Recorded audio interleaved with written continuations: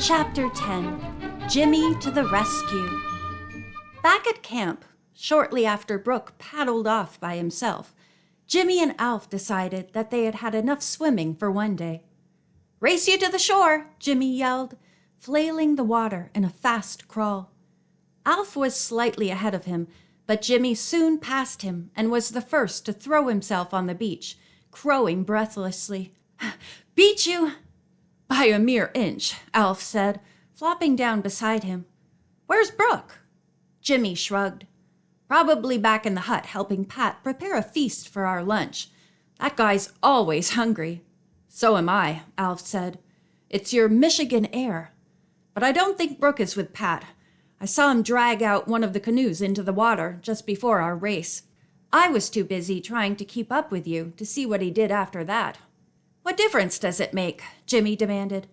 "Let's go exploring by canoe ourselves. We can dry off in the sun just in time for lunch." He pointed. "I want to investigate that fork of the first stream over there." "I want to eat," Alf said. "I'm starving, but if you must satisfy your curiosity before I satisfy my hunger, I suppose you must." "I can't let you eat now anyway," Jimmy said with a grin. "If I did, there wouldn't be anything left for Brooke when he shows up." "I'll say there wouldn't," Alf agreed, tightening the belt on his trunks. "I could catch a fish right now with my bare hands and eat it while it's still alive." "You just had breakfast," Jimmy said. "Come on." Alf lazily shaded his eyes with his hand and squinted up at the sky. "About 4 hours ago by the sun," he said stubbornly. Jimmy yanked him to his feet and called out to Pat, "We're going canoeing! Back in time for lunch." "Okay," came Pat's voice from inside the cabin. "You bet we'll be back for lunch," Alf said, as he and Jimmy glided out upon the lake. "What's the coil of rope doing in the canoe?" "I brought it along so we could climb a bee tree if we found one," laughed Jimmy. "Anyhow, it belongs to Pat. I think it's some of Teresa's clothesline." The boys turned into the stream, and when they came to the forking of the water, they entered the narrower stream toward its right shore, where the water seemed quieter. While Alf paddled, Jimmy made a loop of the rope and tossed it toward a stout little spruce. "This comes in handy," said Jimmy, as the rope caught and Alf paddled in close to the shore. "This current is certainly strong," he added soberly, "and I imagine if we got caught in the center, we'd be headed for the falls." "Are there falls near here?" Alf asked. "I think so. Don't you hear them?" Alf agreed, and they discussed Jimmy's plan of either drawing the canoe ashore and footing it down, or easing the canoe along the right shore. But there was a tangle of underbrush along the bank, and the footing was uneasy. They decided to risk it because they had the rope to throw out to some tree so they could keep out of the current. They kept very close to the shore, and before they reached the peninsula, they beached the canoe in a curve that was almost a pool and hastened over sticks and brush and stones to see what lay farther down. "Well, we were smart to land, Jimmy," said Alf, as they stood looking at the stream where it flowed beyond the little peninsula. "But it certainly is pretty. We'll have to watch our step getting down where we can see the falls. Doesn't she foam where she's going over? Do you imagine the falls are high?" "Can't tell, Alf," Jimmy said. "Looks like quite a ravine down ahead, but this whole region isn't very high, and it probably dams up into some other little lake. Come on." "Wait till I go back after the rope, Jim," said Alf. "We may need it if we climb down by the falls." Alf picked his way back the short distance to the canoe and brought the rope. They followed the curving shore toward the left, where the waters that swept past the point went wildly on in the wider channel to fall over. Somewhere. Jimmy, with the rope over his shoulder, stood still. Alf thought it might be better to strike through the trees and avoid the rocks on the edge. Jimmy surveyed the water at his feet, the scattered rocks washed by the current, and looked upstream just in time to see Brooke's face as Brooke saw the falls ahead. "Alf!" Jimmy yelled, horrified. "Look there! It's Brooke!" Only a moment did Jimmy stare. He slipped the loop already made over his head and tightened it about his waist. Alf needed no directions. What they had to do must be done quickly. They both started running to a point that would bring them nearer to Brooke's course. "Brooke! Brooke!" they kept shouting. "This way!" Brooke did not hear them, but just at that moment his pale face turned toward the boys and he saw them. "This way! This way!" cried Jimmy, beckoning. If Brooke could only get out of that awful central current. But maybe it was all current. "He can't come this way. I've got to throw him an end of the rope." As Jimmy spoke, he was busy tying a stone on the end of the rope to weight it. What a risk it was! Jimmy was wading out to a great rock in a shallow where the shore curved. This was no game. He must not miss. Alf waded after Jimmy to help him hold on to the rope. There was still a good chance, if they were successful, to rescue Brooke. It was some distance to the falls, but now the canoe Brooke was in seemed to be coming faster. Now! Jimmy threw, and Jimmy had not played ball for nothing. Brooke did not catch the rope, but weighted by the stone, it fell into the canoe, and Brooke grasped it before it could slip back. Now his paddle was whirling out of sight. Brooke was standing up in the canoe, with the rope tied around him, ready to jump. Alf braced himself, and Jimmy held the rope tightly just in front of where it was around him and drew it taut as Brooke leaped. The rope drew in easily at first. Then came the tug against the current. Jimmy leaned against the rock to brace himself. It was all over in a few anxious moments. Brooke had bruised himself among the rocks, but he swam, crept upon a rock, leaped to another, found himself in quieter waters, and was helped to his feet by two fast-breathing boys who could scarcely speak. "How did you get here?"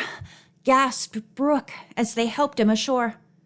"That's the question we would like to ask you," answered Jimmy after a brief silence during which they examined Brooke to see if he had any broken bones.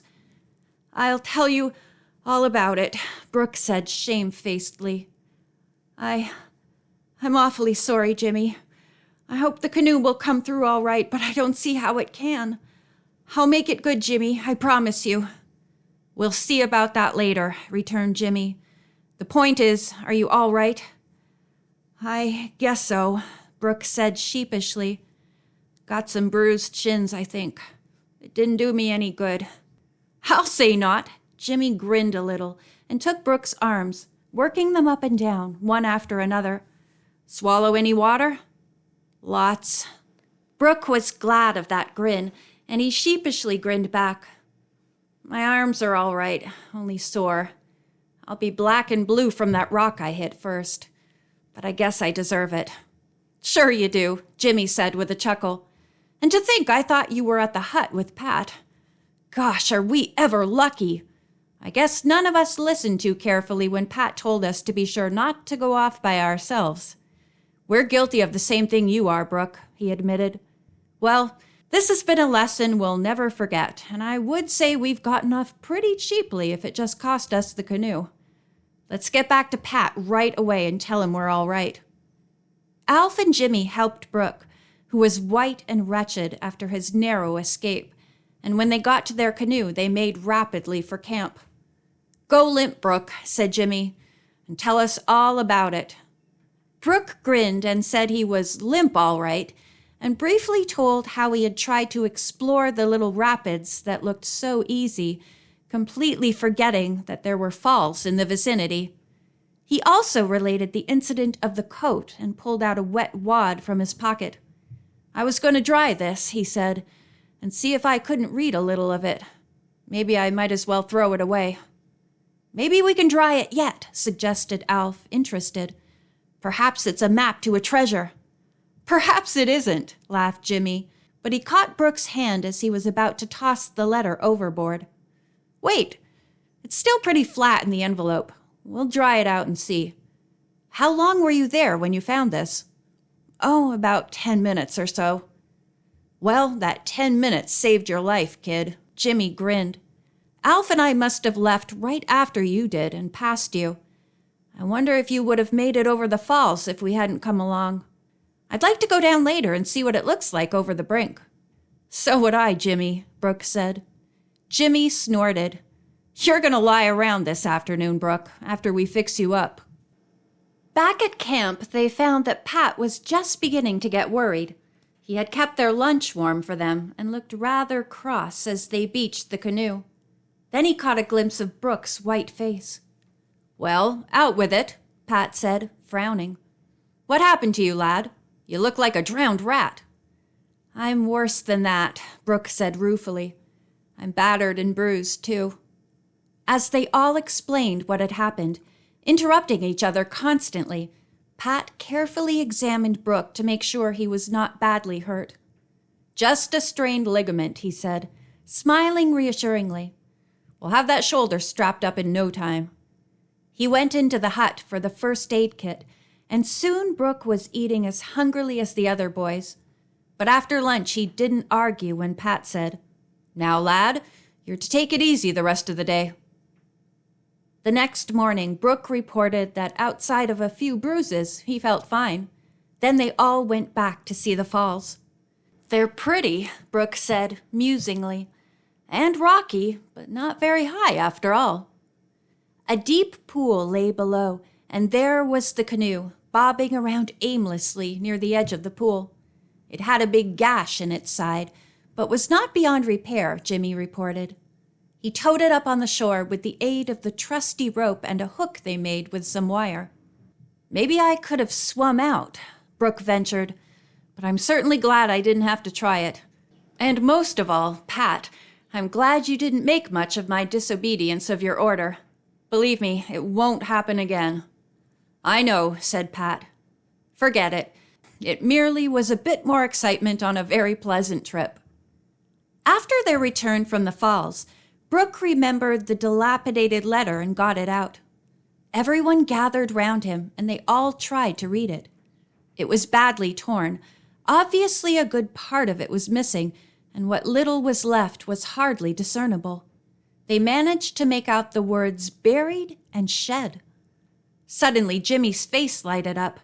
"Say, do you remember last week, the day we finished the shower? Marjorie showed me a scrap of paper she said she and Judy had found in a bottle on the beach." Alf nodded. "So what?" "They didn't find it in any old bottle. They manufactured the whole story just to kid us." "That's what I thought," Jimmy said, rather shamefacedly. "But now I think differently. This piece looks as though it had been torn from the scrap they found."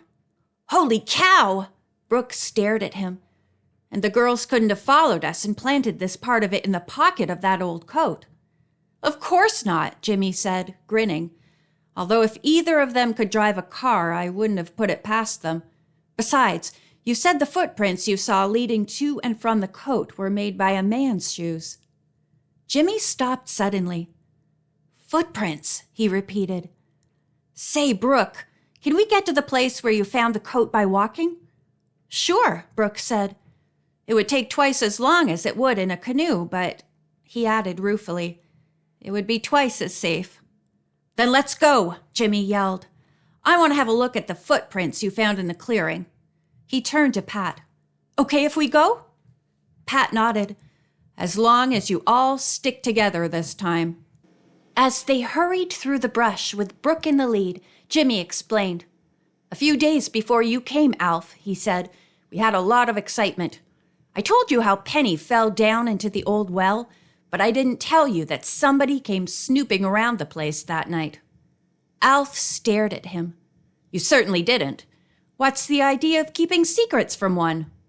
Jimmy grinned. "The truth of the matter is that I forgot all about it. First we figured it was a tramp, and then when we realized that he must know his way around our property pretty well, we decided it must have been one of those dopey villagers who think there's buried treasure on the place." Brooke stopped to turn around and glare at Jimmy. "What do you mean, dopey? If you don't believe in that buried treasure, why did you lure us into helping you dig up every spot that didn't have something growing on it?" Jimmy's dark eyes twinkled with laughter. "I believe in the treasure all right. but I wouldn't be dopey enough to trespass on other people's property at night trying to find it. You can get a bullet through your head very neatly that way." "Oh, I see what you mean," Brooke said, completely mollified. He started off again at a fast trot. "Was your night prowler a dopey villager?" "We still don't know," Jimmy admitted. "He's never come back." "How do you know he hasn't?" Alf demanded. Jimmy groaned, clutching his dark hair in mock dismay. "Will you guys please let me try to explain to you why I want to look at the footprints in the clearing? Of course, we don't know for sure," he said sourly to Alf, "that our Snoopy friend didn't come back. We only watched out for him that first night. But with all the people who are at the lodge now, I feel certain one of us would have heard a night prowler." "I'm not at all sure of that," Alf said stubbornly. "We all sleep like logs. After a day with a slave driver like you, I can barely keep my eyes open long enough to get undressed and topple into bed." "Shut up, Alf," Brooke said over his shoulder. "Let the slave driver tell us why we're taking this long trek through the thickest part of the woods." "Footprints," Jimmy said in exasperation. "After Phil and Pat fired a couple of shots in the air, the prowler scrammed. Then we went down to have a look at the shed, and sure enough, somebody had been there since we had left. Right near the spot where Penny fell through the rotten wall, some floorboards had been ripped up, and there was a footprint in the dirt staring us in the face." "That guy was dopey," Alf muttered. "If he had to go around leaving footprints all over the place, why didn't he at least put the floorboards back so you wouldn't find them?" Jimmy shrugged. "I figure he sneaked out from the village to dig around near where we found the well. But just as he got started, he realized that we might not yet have gone to bed. In that case, one of us might have seen the flashlight he must have been using. So he slipped up to the house to have a look-see. And then Penny saw him." He chuckled. "After that, he didn't have time to think about covering up his traces." Brooke stopped again and mopped his brow. "I'm beginning to see that there's a method in your madness. If the footprints I saw in the clearing match the one you discovered under the shed floor, then we'll know that the same man left the old coat out on the point." "Your reasoning, my dear Watson," Jimmy said, grinning, "is excellent. I will elucidate further. The same man is the owner of the scrap you found in the pocket of said old coat. And since said note contained the two words buried and shed, my guess is that the rumor about buried treasure is more truth than poetry." "What are we waiting for?" Brooke demanded. "You," Jimmy returned. "Lead on, Macduff." After that, they saved their breath and hurried silently through the mud and underbrush until at last they emerged into a little clearing. "This is it," Brooke said. "Get out your magnifying glass, Sherlock." Jimmy sank down on his knees and examined the footprints carefully. "Rubber heels," he mumbled triumphantly. "And made by the same manufacturer. See that crescent with a circle around it? It's a trademark." "Golly!" Alf and Brooke yelled in one voice. Jimmy stood up. "There's only one hitch in the whole deal. I'm sure now that there's something buried under the old shed, but Phil will never let us dig for it as long as we need the shed for a garage." "Holy cow," Alf groaned. "Then that means you'll find a barrel of gold after we've gone back to school." "Just our luck," Brooke said disconsolately. "I'm never around when there's any excitement." Jimmy threw back his head and howled with the laughter. "About an hour ago," he reminded Brooke, "you were the very center of excitement. Cheer up," he added. "Maybe when we get back and find that the fragment you found fits the one the girls found, we'll be able to read something that'll convince Phil and Penny we should do something about the ground under the shed." "Maybe," Alf said, without much hope. "But let's not stick around here any longer." "Let's not," Jimmy agreed. "I vote we go back to camp and tell Pat what we've discovered. He pooh-poohs the idea of buried treasure as much as Phil and Penny do, but when he hears that the footprints match, maybe he'll take the whole business more seriously." "I think," Brooke said, "that we ought to convince him at least that we should go home right away. I'd rather dig for gold than fish, wouldn't you?" Jimmy arched his dark eyebrows with surprise. And you are the guy who was complaining a while ago that I'm a slave driver. Back at camp, Pat listened soberly when Jimmy told him that the man who had left his footprint under the shed floor had left other footprints recently in the clearing on the peninsula. "Are you sure, lad?" Pat demanded. Jimmy nodded. It's too much of a coincidence to think that someone else with the same rubber heels had something to do with this piece of paper, which looks like it was torn from the one Marjorie found. "You're right," Pat said. "Let's head for home at once." End of chapter 10.